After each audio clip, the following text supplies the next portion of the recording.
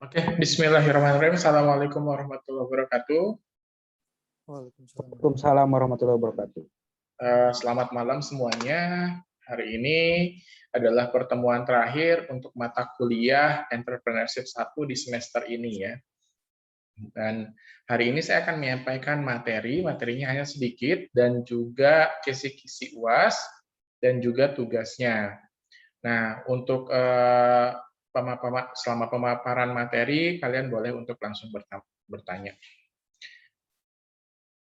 Jangan lupa untuk menuliskan nama lengkap dan NPM di kolom chat ya, untuk saya rekap sebagai absen. Nanti di akhir juga kita akan ada screenshot, itu juga untuk rekapan absen kedua. Saya share dulu materinya.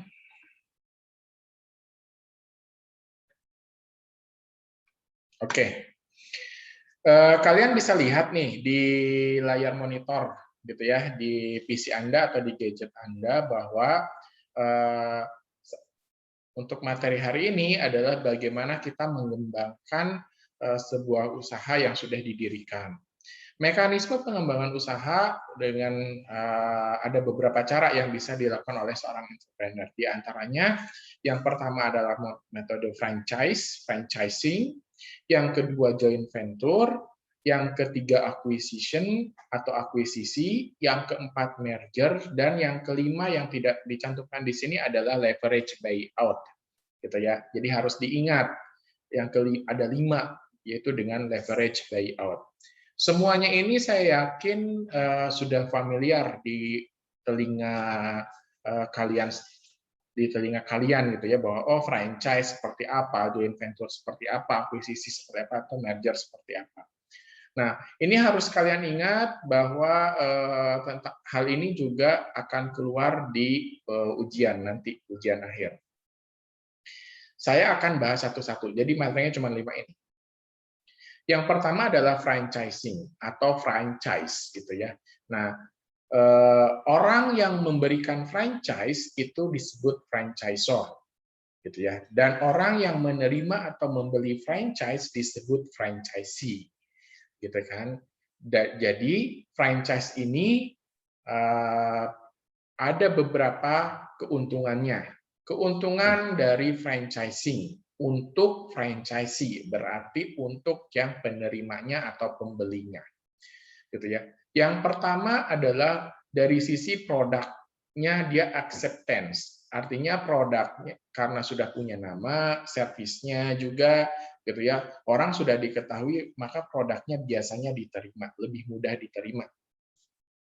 Yang kedua, manajemennya expert, dalam artian ada asistensi manajerial yang dilakukan oleh si franchisornya, gitu kan. Jadi bagi yang memang tidak mengerti masalah bisnis ataupun manajemen, itu ada asistensi sehingga manajemennya tetap terlihat expert. Yang ketiga, capital requirement-nya, gitu ya. Jadi di sini kelihatan sekali nih capital requirement-nya, karena biasanya sudah jelas kalau misalkan kita ambil contoh mau buka Alfamart, kita tuh sudah ada standar-standarnya, sehingga kita tahu bahwa oh, nanti kita akan menghasilkan berapa ya minimalnya selama sebulan, gitu kan. Nah, itu juga sudah jadi keuntungan untuk si franchisee. Yang keempat adalah knowledge of the market-nya. Nah, di sini biasanya ketika kita mau membeli franchise, kita sudah tahu nih keadaan, oh, bakal diterima di pasar, gitu. Dan itu sudah diketahui baik dari sisi konsumen maupun sisi si franchisee-nya, sehingga keadaan di pasarnya sudah diketahui, gitu kan, sehingga bisnisnya bisa berjalan, gitu. Hanya kita nanti mungkin mendapatkan pengalaman dari proses pembelian franchise. Yang kelima adalah operating and structural control. Jadi dari operasinya dan struktural dari atas sudah ada controllingnya. Ini membantu dalam standardization atau standarisasi dan administratif gitu ya. Jadi sudah ada standar controllingnya, standar produk, standar operasionalnya, dan bisnis prosesnya sudah ada. Jadi kita tinggal angkat-angkat kaki saja gitu untuk melihat. Nah, keuntungannya juga untuk si franchisor nih, untuk yang mengeluarkan franchise. Pertama, risiko ekspansi. Risiko ekspansinya ini dia akan sangat kecil dan ekspansinya akan sangat cepat gitu. Sehingga biasanya gitu ya kalau dia bisa ekspansi nih secara nasional dan juga internasional gitu ya. Terus pegawai juga gitu ya akan lebih sedikit karena akan lebih banyak untuk yang non franchise untuk di franchise-kan gitu ya. Jadi yang non franchise-nya lebih sedikit gitu kan. Dia hanya controlling beberapa franchise. Dari sisi cost ada advantage-nya juga karena biasanya franchise itu kan suka dibeli nih gitu ya. Sehingga cost-nya dibantu nih dari pembelian franchise. Terus sekali pembelian biasanya dari franchisee itu ke franchisor dalam jumlah besar sehingga ini membantu cepat perputarannya gitu ya. Dan apa namanya uangnya pun akan lebih besar. Tapi ada kerugiannya dari sisi franchisee ini ya, atau yang membeli. Kerugian dari franchise itu sendiri biasanya si franchisor itu gitu ya dia ada keterbatasan dalam provide service, advertise, dan lokasi. Nah, ini akan sangat menyulitkan juga untuk si franchisee. Dan ketika franchisernya itu fail atau misalkan dibeli sama perusahaan lain, nah ini juga akan menyebabkan bisnis si franchisee atau yang membeli franchise-nya juga fail. Dan nanti akan mengikuti aturan baru ketika memang itu dibeli sama perusahaan lain. Nah, selain itu juga gitu ya, dari sisi franchise itu biasanya kita mengalami kesulitan dalam hal kualitas gitu. Kita belum tahu nih secara internalnya kualitasnya seperti apa. Nah, itu juga kerugian kalau franchise. Nah, terus kalau misalkan manajemennya buruk nih, nah ini akan mengakibatkan franchise-nya fail, gitu kan? Jadi sangat tergantung sekali dengan induknya.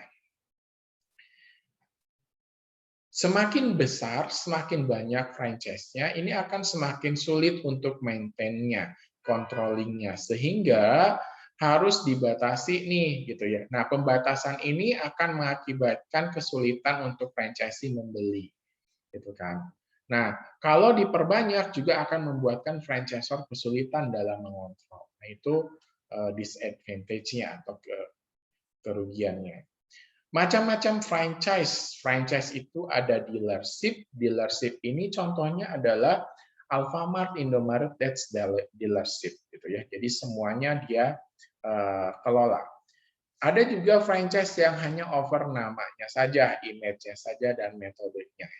Contohnya itu adalah KFC misalkan ya, ketika kita buka kita nggak import ayamnya dari luar, dari induk, dari headquarternya KFC enggak, tapi kita meminjam namanya, meminjam image-nya dan juga metode bisnisnya, metode secret ininya resepnya. Terus franchisee yang hanya over services itu juga bisa, itu ya ada. Nah itu macam-macamnya. Nah, untuk investasi di franchise ini tergantung dari si franchisor biasanya. Jadi ini hanya sebatas bacaan saja buat kalian. Oke, ini juga nanti silahkan kalian baca mengenai requirement disclosure statement-nya. Selanjutnya setelah franchise ada joint venture. Joint venture ini adalah partnership antara 2 atau lebih partisipan. Jadi si pesertanya bisa 2 atau lebih. Tipe-tipe joint venture itu pertama ada private dengan sektor company. Jadi ada yang perusahaan swasta dengan perusahaan pemerintah. Biasanya kalau ini dia tujuannya adalah untuk masuk nih ke pasar yang baru atau meningkatkan kapital atau untuk riset gitu ya. Contohnya yang sekarang lagi marak adalah vaksin gitu ya. Itu kerjasama dari private, swasta, juga dengan pemerintah. Terus contohnya adalah pembangunan jalan tol gitu ya. Itu juga swasta dengan pemerintah. Terus ada industri dan university gitu ya. Ini untuk sama riset. Contoh yang sama juga adalah vaksin gitu ya untuk saat ini. Ada yang dikembangkan universitas gitu ya, dia mengembangkan, meneliti sehingga nanti akan dijual oleh industri swasta. Gitu kan? Itu akan dijual. Dijualnya kemana? Dijualnya ke pemerintah gitu ya. Atau misalkan ada produk yang sedang diteliti dan nanti akan dijual. Misalkan terkait riset-riset, misalkan dengan ITB gitu ya, kimia ITB dengan Kalbe Farma. Nah, itu juga salah satu industri dan universitas. Selanjutnya adalah joint venture antara perusahaan, international joint venture. Nah, itu juga bisa dilakukan dan sangat mungkin antar kedua perusahaan. Joint venture itu tidak menimbulkan, biasanya gini, kan kalau misalkan antara satu perusahaan dengan perusahaan lain melakukan joint venture, biasanya dia tidak menimbulkan nama perusahaan baru. Jadi mereka bergerak masing-masing dan hasil usaha bersama, gitu kan. Itu bedanya joint venture nanti dengan istilah-istilah lainnya. Jadi tidak ada nih ketika mereka melakukan joint venture berubah nama usaha mereka, nama perusahaan mereka, nggak ada. Ya. Jadi tetap masing-masing. Faktor-faktor untuk joint venture banyak. Nanti bisa kalian baca. Nah, tadi ada franchise, ada joint venture, sekarang akuisisi. Nah, kalau akuisisi adalah bagaimana biasanya kalau tadi joint venture, tadi ada bagian sektor private dengan government, ataupun misalkan antar private dengan private, tapi mereka tidak menimbulkan nama baru. Tapi kalau akuisisi adalah dia mengambil gitu ya, mengambil salah satu perusahaannya dan perusahaan itu tidak akan ada lagi. Jadi artinya bahwa salah satu perusahaan pasti ada masalah dan salah satu perusahaannya itu dia lebih superior dan yang satunya lebih under gitu, di bawahnya. Misalkan ketika perusahaan A mengakuisisi perusahaan B, berarti perusahaan B itu under perusahaan A dan akan menjadi part of perusahaan A atau dilebur dia perusahaan B-nya hilang menjadi perusahaan A. Itu akuisisi. Jadi akan salah satu hilang kalau akuisisi, gitu ya, si perusahaannya. Bagaimana advantage dari akuisisi, gitu ya, dari sisi lokasi, cost dan existing employee, artinya sudah ada nih employee-nya, marketing strukturnya biasanya sudah ada, jadi tinggal diperbaiki biasanya. Nah, tapi ada kerugiannya. Kerugiannya juga bisa saja key employee loss gitu ya. Biasanya employee yang kunci gitu ya, dia nggak mau nih, dia punya ini sendiri, prinsip sendiri, sehingga kadang-kadang atau dia maunya dengan harga mahal dan biasanya itu akan hilang gitu. Dia nggak mau ikut di perusahaan yang baru. Ada disadvantage-nya. Culture-nya akan berubah, yang tadinya culture perusahaan B akan jadi culture perusahaan A. Nggak ada asimilasi atau penyesuaian, biasanya mereka harus ngikut gitu ya. Kalau akuisisi itu seperti itu. Jadi harus ikut ke perusahaan yang mengakuisisi. Perusahaan yang diakuisisi harus tunduk ke perusahaan yang mengakuisisi. Semuanya, termasuk pegawainya dan lain-lain. Sistemnya akan dirubah gitu ya. Itu terkait akuisisi. Jadi kalau joint venture dia tidak menghasilkan nama baru gitu ya, perusahaan antar dua perusahaan itu. Kalau akuisisi, perusahaan salah satunya akan lebur, akan jadi bagian perusahaan yang lebih powerful. Dan satu lagi merger. Kalau merger biasanya antar perusahaan equal. Dan ketika dia merger itu akan menjadi sebuah nama baru gitu ya. Contohnya merger adalah Ruchika dan Wafin menjadi Ruchika Wafin produknya. Atau misalkan Gojek dan Tokopedia walaupun miliknya sama-sama gitu ya, tapi kan beda perusahaan, berubah menjadi Goto misalkan. Jadi ada nama baru yang hasilnya karena antar keduanya itu dia punya masing-masing punya power. Jadi tolong dibedakan antara joint venture, akuisisi dan merger gitu ya. Nah, motivasi merger macam-macam, nanti bisa kalian baca. Selanjutnya adalah leverage buyout. Leverage buyout ini adalah kondisi di mana perusahaan sudah mengalami kesulitan, tetapi tiba-tiba dari internal ada employee yang dia meminjam uang atau mempunyai uang cash sehingga dia membeli perusahaan tersebut.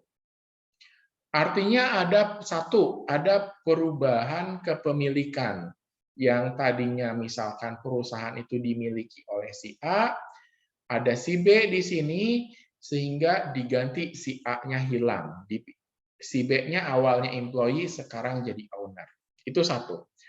Atau si B-nya ini dia membeli perusahaan itu sebagian. Jadi kepemilikan yang tadinya milik si A sekarang menjadi milik A dan B. Gitu.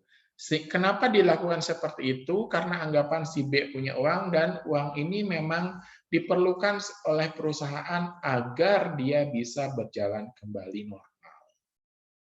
Gitu. Nah, itu bedanya leverage buyout dengan yang tadi. Jadi ada 5. Yang pertama franchise, yang kedua joint venture, franchise, joint venture, acquisition, merger, dan leverage buyout. Ini nanti yang akan ditanyakan di UAS. Jadi kalian harus bisa menjelaskan dan juga harus bisa memberikan contoh. Ada pertanyaan? Sisanya bisa kalian baca sendiri ya. Oke. Selanjutnya terkait tugas, gitu kan? Kemarin sudah kalian bikin bikin bisnis plan. Nah, tugasnya sekarang adalah dikumpulkan minggu depan, kalian buat video presentasi dari bisnis plan yang sudah kalian buat. Seperti yang sudah saya sampaikan di minggu lalu, durasi video totalnya minimal 10 menit, maksimal 30 menit, untuk satu kelompok atau satu bisnis plan. Jadi pastikan semua anggota kelompok presentasi. Sebelum presentasi dimulai, setiap orang wajib menyebutkan nama lengkap dan NPM, judul bisnis plan, dan judul bagian yang akan dia presentasikan. Presentasi menggunakan jas alma mater, gitu ya. Nanti kalian gabungkan video masing-masing sehingga menjadi satu kesatuan utuh.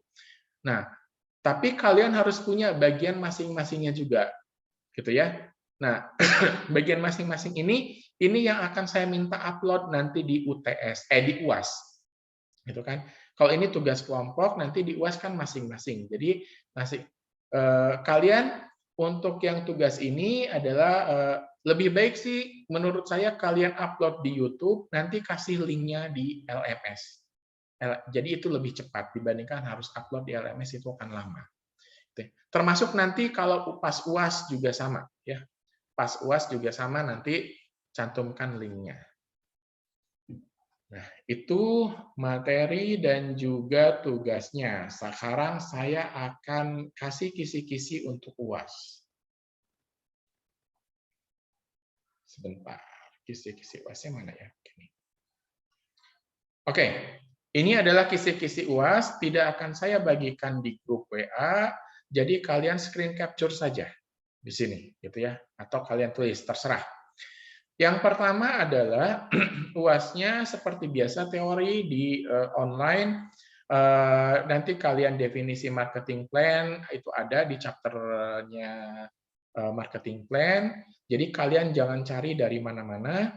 Kedua, kondisi terjadinya break even point juga ada di buku. Yang ketiga, sumber-sumber modal internal dan eksternal. Kemarin juga ada tugasnya. Kalian sumbernya juga dari buku. Venture value factor ini adalah terkait rasio-rasio yang kemarin saya sampaikan. Ini ada di financial plan, ada juga di buku.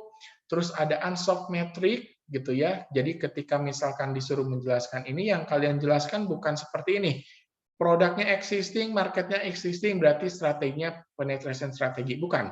Tapi kalian jelaskan apa itu penetration strategi dan contohnya apa. Apa itu product development strategi dan contohnya apa. Dan itu sumbernya dari His-Rich buku. Gitu ya. Terus yang terakhir adalah mekanisme untuk mengembangkan usaha yang 5 tadi. Gitu ya, joint venture dan lain-lain. Nah, ini saya tidak selama tugas banyak yang kopas dari Google. Kelihatan dari hasilnya ketika dikirim ke saya tulisannya acak-acakan, banyak kode-kode, banyak juga link-linknya. Kalau seperti itu mohon maaf untuk UAS tidak ada ampun, jadi akan beri saya nilai 0. Jadi kalau kalian merasa nanti kenapa nilainya 0 yang bagian itu karena memang di saya terlihatnya seperti itu. Kopas gitu ya. Nah, kalau yang misal jadi usahakan tidak kopas tapi kalian kerjakan sendiri. Yang kedua implementasi mengenai video presentasi tadi. Jadi kalian upload atau kalian tempelkan linknya pas video presentasi bisnis plan pas bagian diri kalian sendiri. Gitu ya. Nanti itu di UAS. Oke, ada pertanyaan? Sambil menunggu kalian konfirmasi, Pak. Oke, sambil menunggu kalian buka videonya ya untuk screenshot ya, persiapan ya. Gimana? Konfirmasi ya Pak, berarti video tuh yang dikumpulkan ada 2 ya? Satu buat kelompok, satu lagi per bagian masing-masing. Betul. Ya, tapi yang bagian masing-masing pada saat UAS nanti. Oh, baik. Di attach-nya. Oke. Ada lagi? Silahkan dibuka videonya ya, kita akan screen capture. Jangan lupa tulis nama dan NPM di kolom chat. Oke, satu kali screen capture sambil menunggu. Oke, dalam hitungan ketiga ya. 1, 2, 3. Oke, ada pertanyaan lagi?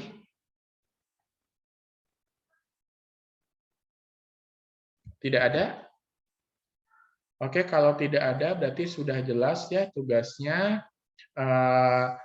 Terima kasih atas kehadirannya selama ini dan saya mohon maaf apabila banyak kekurangan pada saat menyampaikan materi, ada salah-salah kata, mohon dimaafkan, dan saya harap kita semester depan atau semester-semester kedepannya tidak bertemu lagi di mata kuliah yang sama, gitu ya, karena kalau ketemu lagi berarti artinya Anda mengulang. Gitu ya.